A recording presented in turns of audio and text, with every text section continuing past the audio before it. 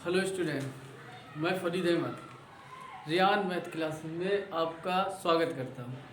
तो आज हम स्टार्ट करते हैं एक्सरसाइज 3.1 का दूसरा सवाल। तो इस एक्सरसाइज को देखने से पहले, इससे पहले मेरा जो वीडियो आया था इंट्रोडक्शन का, उसे ज़रूर कर लेंगे। उससे जो है हमारा कॉन्सेप्ट जो है एकदम क्लियर हो जाता है। तो टोटल इस चैप्टर में हमारी 7 एक्सरसाइज हैं। तो स्टार्ट करते हैं इसका क्वेश्चन नंबर दूसरा। क्या कहता है, क्रिकेट टीम के एक कोच ने 3,900 रुपये में 3 बल्ले तथा 6 गेंदें खरीदी। ठीक है। बाद में उसने एक और बल्ला तथा उसी प्रकार की, यानी उसने एक बल्ला तो लिया लेकिन गेंदें तथा और एक बल्ला, यानी एक बल्ला तथा उसी प्रकार की, यानी सेम रेट वाली 3 बॉल खरीदी। कितने में? 1300, यानी कि 1,300 रुपये में। तो कह रहा है इस स्थिति को बीजगणितीय, यानी कि हमें इक्वेशन बना के छोड़ देना, तथा ज्यामितीय रूप में व्यक्त कीजिए, यानी इसका हमें क्या करना है, ग्राफ खींचना। तो जैसे कि हमारा चैप्टर है pair of linear equation in 2 variables, तो उसी से लगाएंगे हम। तो सबसे पहले हमारे पास क्या है, क्रिकेट टीम ने, कोच ने क्या क्या खरीद रहा है, वो बल्ले और गेंदे। तो सबसे पहले हम क्या करते हैं, इनका रेट मान लेते हैं। तो थोड़ा सा मान लेते हैं, माना एक बल्ले, एक बल्ले का मूल्य, यानी हम एक बल्ला कितने खरीद रहे हैं, तो मान लेते हैं थोड़ी देर के लिए वो X रुपए का है। और दूसरा गेंद है तो उसको भी मान लेते हैं, माना एक गेंद का मूल्य बराबर, उसको भी मान लेते हैं Y रुपए में। तो हमें क्या करना, 2 वेरिएबल्स, तो बस यही है हमारी वेरिएबल, मतलब कि चर संख्या, एक x हो गई और दूसरी क्या हो गई y, ये मान लिया। अब हम उसकी कंडीशन को पढ़ेंगे और उसी से हम इक्वेशन बना लेंगे। बहुत ईजी क्वेश्चन है, कुछ ज़्यादा कठिन नहीं है। तो पहली बार में क्या कह रहा है वो हम पहले देखते हैं।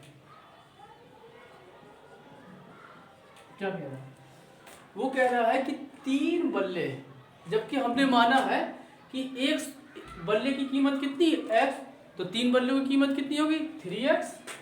तो हम लिखते हैं इसको 3x प्लस, उसके बाद कितनी गेंदें हैं, 6। जब हम एक गेंद खरीद रहे हैं y की, तो 6 गेंदें कितने की हो जाए, 6y की, sorry 6y equal to total हमें कितने रुपए देने पड़ रहे हैं, 3,900। तो हम लिख देते हैं इसको 3,900। अगर इसको गौर से देखेंगे तो इसमें 3 का डिवाइड हो रहा है, तो हम लिख देंगे, देखेंगे 3 से भाग देने पर, भाग दे देते तो क्या बनता है, ये हमारा x plus 2y equal to 3 के देंगे तो 3 1 जा 3, 3 3 जा 9। ये हो गई हमारी फर्स्ट इक्वेशन, एक हो गया। सेकंड,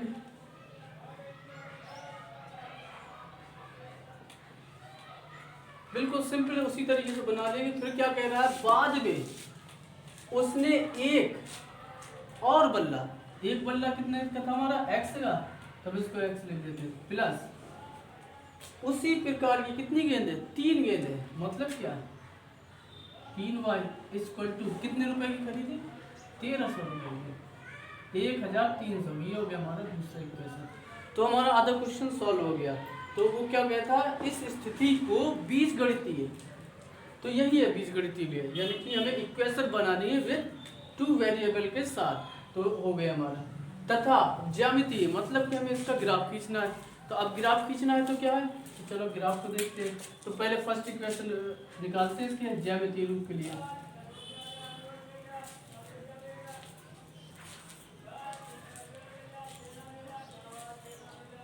तो पहली इक्वेशन हम लेते हैं, पहली है हमारी x plus 2y equal to 30। एक तो ये तरीका है, जैसे कि हमने पिछले उसमें किया था कि x को यहीं रोके, इसे बराबर को उस तरफ ले जाके वैल्यू निकाल लें। अगर नहीं करना तो अपने मन से कुछ मानों को मान के हम क्या करेंगे, x y की वैल्यू निकालेंगे।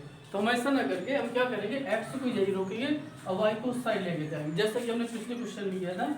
तो x इक्वल टू कितना हो जाएगा, 1,300 माइनस 2y, ये हो गया। अब उसके बाद एक ब्रैकेट बना लेते हैं, ये x और ये y। अब हम क्या करेंगे, y की वैल्यू रखेंगे, x के निकल के आएंगे। तो चलो हम लिखते हैं, अगर हम y इक्वल टू 600 रखें, अगर रखा इसमें तो क्या हो जाएगा, x इक्वल टू कितना हो जाएगा 1300 माइनस 2 मल्टीप्लाई 6 इक्वल टू कितना हो जाएगा 1 माइनस 6 दूनी कितना होगा 6 2 12 इक्वल टू कितना आ जाएगा 100। ये आ गई हमारी किसकी, तो x की कब, जब हमने x y की रखी हमने कितनी 600, तो x की कितनी वैल्यू आ गई 100 आ गई। चलो आगे और कुछ वैल्यू रख देते हैं। चलो अब x की वैल्यू रख देते हैं हम, y की वैल्यू रख देते हैं, कितना रखते हैं यहाँ 6 रखा, चलो 7 रख देते हैं, क्या फर्क पड़ता है। अब कुछ नीचे भी रख सकते हैं, 5 भी रख सकते हैं, चलो 5 रख देते हैं, 500 रख देते हैं। ठीक है, जब 500 रखेंगे तो कितना आ जाएगा, 5 टू कितना हो जाएगा 10 1000, और जब इससे इसको सब्ट्रैक्ट करेंगे तो कितना आ जाएगा 300। चलो काफ़ी है। तो यानी कि हमने y की वैल्यू कितनी रखी 500, तो x की वैल्यू कितनी आई हमारी 300।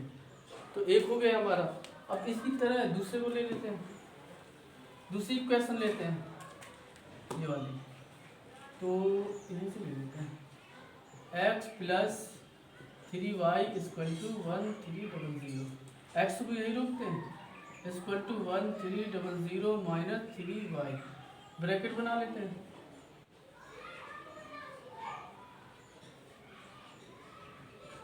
x y, फिर से x की जगह y की जगह वैल्यू रखेंगे, x का थोड़ी देर के लिए हम लिखते हैं y इक्वल टू, अगर हमने 400 रखा तब x की वैल्यू कितनी आएगी, y इक्वल टू कितना हो गया 400।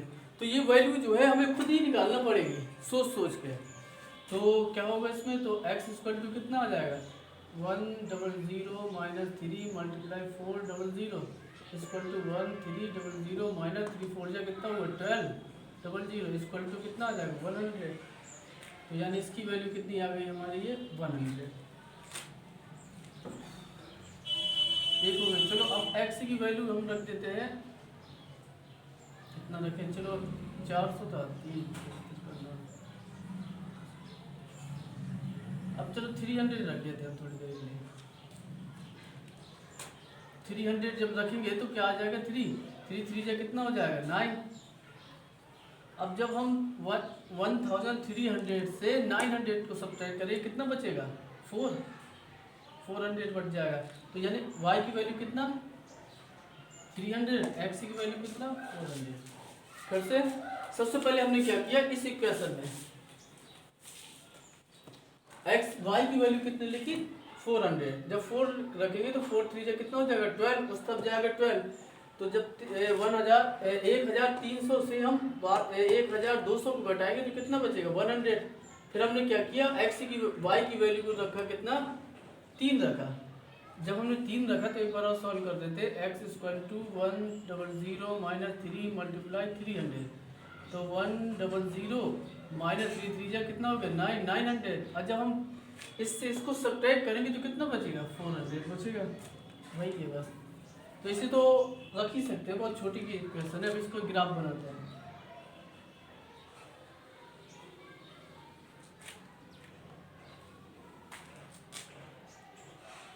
ये x प्लस होता है x minus y plus y minus, तो ये 100 की रेंज में, थोड़ी देर के लिए हम इसको क्या 100 की रेंज में मानते हैं। तो ये हो गया 100 2 3 4 5 एंड 6, इस तरह भी ले लेते हैं यहाँ भी 1 2 3 4 5 6, इस साइड में ले लेते हैं 1 2 3 4 5 6, यहाँ 1 2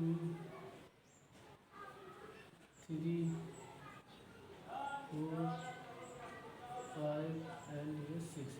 वैसे माइनस वालों की कोई ज़रूरत नहीं, फिर भी लिख लिया। तो इसे थोड़ा सा निर्देशांक फॉर्म में लिख लेते हैं। तो इसके क्या बनेंगे, अगर लिखेंगे तो ये बनेगा 100,600, और इसके कितने बनेंगे 300,500, इसके 100,400 एंड 400,300। चलो दिखाते हैं। सबसे पहले इसका तो पहली वैल्यू जो होती है वो x की होती है, दूसरी y की। तो x में हमें कितना, पहले थोड़ी देर के मान लेते हैं, क्योंकि हमने इसे 1 से नहीं शुरुआत की। जब इस तरह की हमारी डिजिट होगी तो हम क्या करेंगे, मानेंगे, क्योंकि ग्राफ जो होता है वो हमारा बहुत ही छोटे छोटे खाने होते हैं इस तरह ग्राफ पेपर में। अब हमें दिखाना तो पड़ेगा, इस तरह से होंगे खाने। तो हम क्या है, इस खानों में मानेंगे, लिखेंगे माना एक बड़ा खाना, कह देंगे डिब्बा, दोनों चलेगा। माना एक बड़ा खाना लिख देते हैं, बड़ा डिब्बा। माना एक बड़ा डिब्बा लिख देते हैं, इक्वल टू कितना 100 को प्रदर्शित करें। डिब्बा का मतलब इस तरह है,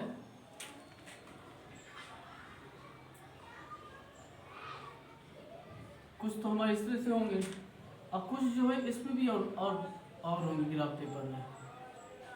तो उनकी गिनती जो हो जाएगी वो छोटे छोटे में हो जाएगी, और इनकी क्या हो जाएगी, बड़े बड़े में हो जाएगी। तो इसलिए माना एक बड़ा डिब्बा, किसको मान लिया हमने 100 के। तो x में कितना चलना है, 100, ये आ गया 100। y में कितना चलना है 600, तो इसी के ऊपर चले जाए यहाँ पर। ये हो गया हमारा कितना 100,600। इसको x में 300, y में 500, तो इसी के सामने चलते हैं। तो ये हो गया हमारा 500, तो यानी कि कितना हो गया 300,500, मिला देते हैं।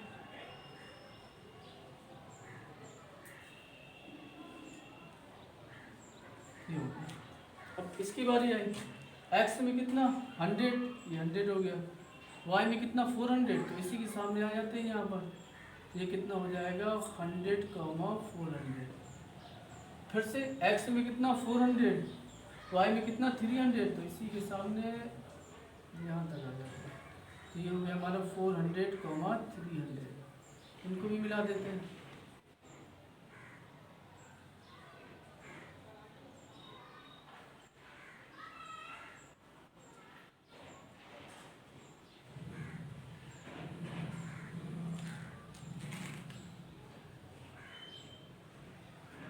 तो ये हो गया हमारा ग्राफ है।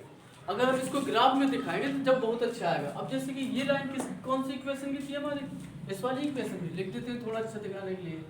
x + 2y = 1300, और दूसरी इक्वेशन कौन थी, ये हमारी x + 3y = 1300। तो ये हो गया हमारा अगला सवाल।